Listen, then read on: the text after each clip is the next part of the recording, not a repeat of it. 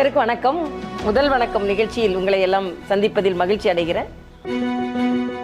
இளைஞர்கள் அரசியலுக்கு வருவதை பற்றி உங்களது கருத்து என்ன? அரசியல்வாதி ஆக வேண்டும் என்று இளைஞர்களிடம் ஒரு மிகுந்த ஆர்வம் இருக்கிறது. ஆனால் அதற்காக கடுமையாக உழைக்க வேண்டும் என்றால் அது ஒரு மிகப்பெரிய கேள்விக்குறியாகவே இருக்கிறது. நான் ஒரு முறை ஒரு கல்லூரிக்கு சென்றிருந்தேன். அங்கே ஒரு மாணவர்கிட்ட கேட்டேன், நீங்கள் என்னவா ஆகணும் அப்படின்னு கேட்டேன்.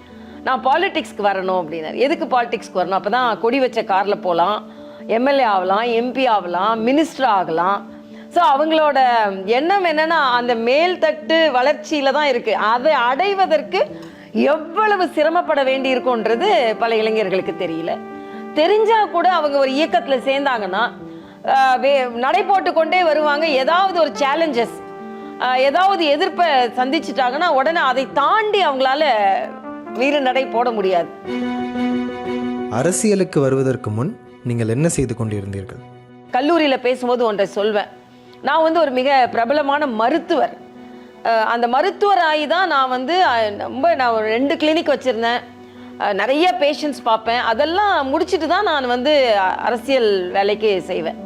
அதனால் நான் எல்லாம் கேட்பாங்க, ஒருத்தர் டாக்டர் அரசியல்வாதி ஆகணும் அப்படின்னா நான் சொல்லுவேன், விளையாட்டாக சொல்லுவேன். ஒருத்தர் ஒரு அரசியல்வாதிகிட்ட கேட்குறாரு ஒரு தம்பி, ஐயா எனக்கு ஒரு வேலை வாங்கி கொடுங்க அப்படின்னு. உடனே அந்த அரசியல்வாதி சொல்வார், எனக்கு வேலை இல்லாததுனால தான் நானே அரசியல்வாதி ஆகினேன் அப்படின்னு. இது விளையாட்டா சொல்றது உண்டு. நான்லாம் அதை மாதிரி அரசியல்வாதி இல்லை. முழுவதுமாக மருத்துவத்துறையில மிக மிக தீவிரமாக பணியாற்றி கொண்டிருந்தவள். நீங்கள் மருத்துவராக இருந்தபோது ஏதேனும் மறக்க முடியாத ஒரு நிகழ்வு நிகழ்ந்துள்ளதா?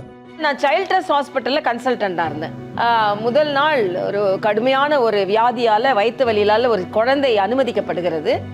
அந்த குழந்தைக்கு கட்டி லிவரில் இருக்கா, கிட்னியில் இருக்கா, ரைட் கிட்னியில் இருக்கான்னு எல்லாருக்கும் ஒரே சந்தேகம். 30 வருடங்களுக்கு முன்னால். இப்போ மாதிரி மருத்துவ உலகில் கேட்ஜெட்ஸ் கிடையாது. அதை உடனே சரி பண்ணுறதுக்கு எங்களை மாதிரி அல்ட்ராசவுண்ட் பார்த்து சொல்கிறது தான். ஒரு டாக்டர் சொல்கிறாரு அவர் கிட்னியில் இருக்குன்றாங்க, ஒருத்தங்க சொல்கிறாங்க லிவரில் இருக்குன்னு சொல்கிறாங்க. ஏன்னா லிவர்னு சொன்னால் வேற மாதிரி அறுவை சிகிச்சை பண்ணணும், கிட்னினா வேற மாதிரி அறுவை சிகிச்சை பண்ணி ஏன்ட்டு அந்த பேஷண்ட் வராங்க. நான் அறுதிட்டு சொல்கிறேன் இது கிட்னி தான் அப்படின்னு சொல்கிறேன். இல்லை இதுக்கு முன்னால் உள்ள ரிப்போர்ட்லாம் லிவர்னு சொல்கிறாங்களேன்னா இல்லை நான் என்னோட தொழில் மீதும் எனது திறமை மீதும் எனக்கு நம்பிக்கை இருக்குது, இது கிட்னி தான் அப்படின்னு சொல்கிறேன். அப்போ சர்ஜன்ஸ் என்கிட்ட கேட்குறாங்க, கிட்னிக்கு ஏற்ற மாதிரி அறுவை சிகிச்சை செஞ்சிடலாமா? நான் கிட்னினா குப்புற போட்டு அறுவை சிகிச்சை செய்யணும், செஞ்சிடலாம் அப்படின்னு சொல்கிறேன். அப்புறம் பார்த்தா கிட்னி தான் அது. அதனால மருத்துவர்கள்லாம் குழந்தைகள் நல்ல மருத்துவமனையில் நடந்தது. இது க்ளவ்வோ கூட கலட்டாமல் அப்படியே எல்லாரும் என் ரூமுக்கு வராங்க. டாக்டர் உண்மையிலே நீங்கள் ரொம்ப பெரிய திறமைசாலி, நீங்கள் எப்படிப்பட்ட ஒரு நோயாளியை காப்பாற்றிருக்கீங்க, எல்லாரும் லிவர்னு சொல்லியிருந்தாங்க, நாங்கள் இப்போ கிட்னினால நீங்கள் சொன்னதுனால கரெக்டாக அதை எனுக்குலேட் பண்ணி எடுத்துட்டோம், அதுக்கப்புறம் பயாப்சிக்கு அனுப்பியிருக்கோம், அந்த குழந்தை நல்லா இருக்கு அப்படின்னு சொல்கிறாங்க. இது மருத்துவராக என் தலையில் ஒரு பெரிய கிரீடத்தோடு உட்கார்ந்துருக்கேன். மருத்துவராக இருந்த பின் ஏன் அரசியலில் ஈடுபட வேண்டும் என்று நினைத்தீர்கள்? கட்சி அலுவலகத்துக்கு போனால் 2-3 நாளைக்கு முன்னால் மாவட்டத்தில் சில வேலையை கொடுத்துருந்தாங்க, நான் செய்யலை. அப்போ நான் பெரிய தலைவர் இல்லை, தொண்டர் தான். உடனே என்னை ஏதானும் சொல்லுவாங்கன்னு எனக்கு தெரியும்.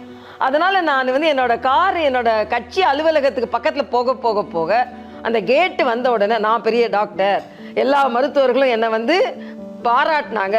குடும்பத்துக்காரங்க என் காலிலே விழுந்தாங்கன்ற திமிரெல்லாம் எடுத்து, பெருமையெல்லாம் எடுத்து, அந்த கிரீடத்தை எடுத்து கார் சீட்டில் வச்சுட்டு ஒரு சாதாரண தொண்டனாக தான் நான் உள்ளே நுழைவேன்.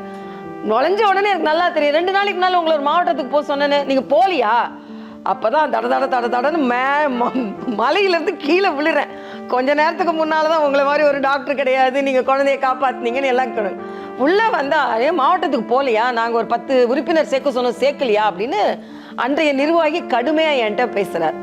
அப்போ கோவிந்தராஜுலுன்னு ஒரு கல்வியாளர் எங்கள் கட்சியில் இருந்தார். அவர் என்கிட்ட கேட்குறாரு, ஏங்க நாங்கள் எங்களை பற்றி யாரான்னு சொன்னாலே எங்களுக்கு பிடிக்காது, நீங்கள் இருக்கிறதுலே பெரிய படிப்பு படிச்சுட்டு அவருங்கெல்லாம் அப்படி சொல்கிறாங்க, நீங்கள் பாட்டுக்கு அதை கேட்டுட்ருக்கீங்க அப்படின்னு சொல்லும்போது நான் சொன்னேன், இல்லை என்னோட குறிக்கோள் அரசியலில் பெருசாக வருவது.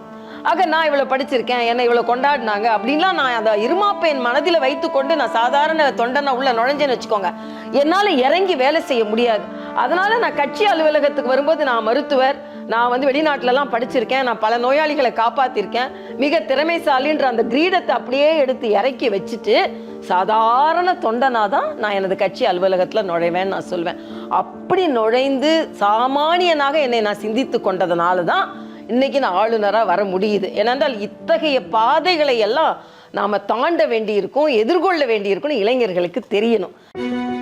உங்களுடைய வெற்றிக்கான ரகசியம் என்னவென்று நீங்கள் நினைக்கிறீர்கள்? கன்சிஸ்டன்சி ரொம்ப முக்கியம். விடாமுயற்சி எவ்வளவு முக்கியமோ அதே போல தொடர் முயற்சியும் முக்கியம். விடாமுயற்சி இருக்குதுன்னு சொல்லிட்டு திடீர்னு ஒரு பிரச்சனை வந்த உடனே அது வரைக்கும் அவர்கள் செய்த சாதனையெல்லாம் தூக்கி தூர போட்டுட்டு நான் போறேன், எனக்கு இதுக்கு சம்பந்தம் இல்லைன்னு போயிடுறாங்க. அப்படி இல்லை, தொடர்ந்து பணியாற்ற வேண்டும். அப்படி தொடர்ந்து பணியாற்றினால் நம்மை வெற்றி தொடர்ந்து வரும் என்பது எனது கருத்து. என்ன முதல் வணக்கம் நேர்களே. இன்னைக்கு நம்ம நிகழ்ச்சியில பார்த்த எல்லா பகுதிகளுமே உங்களுக்கு பயங்கர இன்ஃபர்மேட்டிவா அமைஞ்சிருக்கும் அப்படின்னு நாங்க நம்புறோம். இதே மாதிரி நாளைக்கும் காலையில 7 to 8 நான் உங்களை மீட் பண்றேன் நம்ம விஜய் டிவியில. அதுவரை உங்களிடமிருந்து விடைபெறுவது நான் அனிதா சம்பத்.